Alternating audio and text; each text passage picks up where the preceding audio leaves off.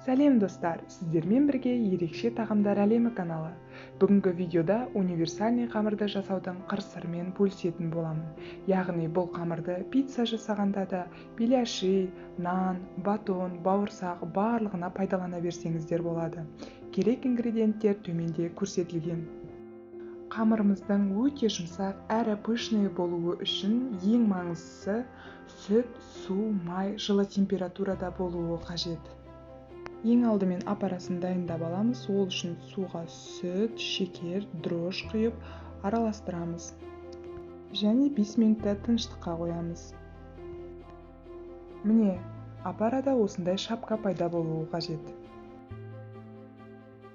Ендеше дайын апарамызға кезегімен тұзды, қаймағымызды, сұйық майымызды және ерітілген сары майымызды қосамыз. Барлығын жақсылап араластырамыз. Көп жерлерде байқап жатамын. Ұнның үстіне осындай апараны немесе сүтті, суды құйып жатады. Егер сіз керісінше, яғни апараны дайындап алып, соның үстіне ұнды салатын болсаңыз, сіздің қамырыңыз жұмсақ, ал қандай зат жасасаңыз да пісірсеңіз де пышный болып шығады. Осыны ұмытпаңыз.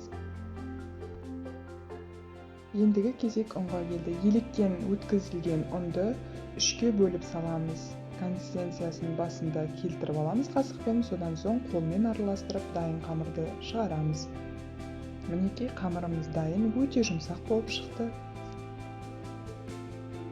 Енді қамырымыздың көтерілуіне мүмкіндік беріп, тыныштықта жарты сағатқа қақпағын жауып қоямыз.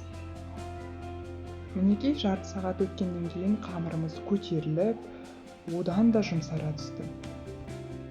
Мен бүгін бұл қамырдан батон жасайтын боламын. Алдымен жаңағы дайындалған қамырымызды 2-ге бөліп, бір бөлігін осылайша оқтаумен жайып алып, түтікше ретінде ораймын. Каналыма жазылып, лайк басуды ұмытпаңыздар, достар.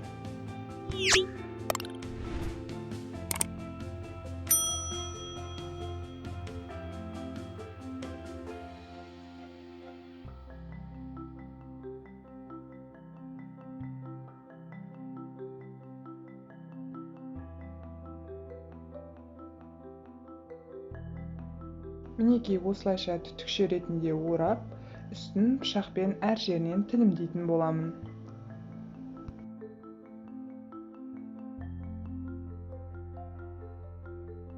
Тілімдеп болғаннан кейін үстіне молырақ сүт жағып, әдемілік үшін кунжут себетін боламын.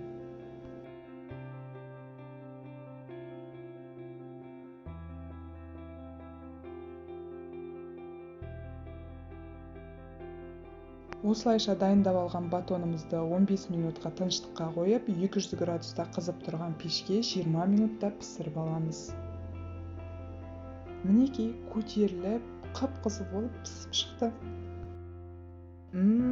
Енді сіздерге разрезінде көрсетейін кесіп. Қараңыздар, өте жұмсақ болып кесілді. Қолмен басқан кезде пышнылығы сонша қайтадан өз қалпына келеді. Жұп жұмсақ болып шықты.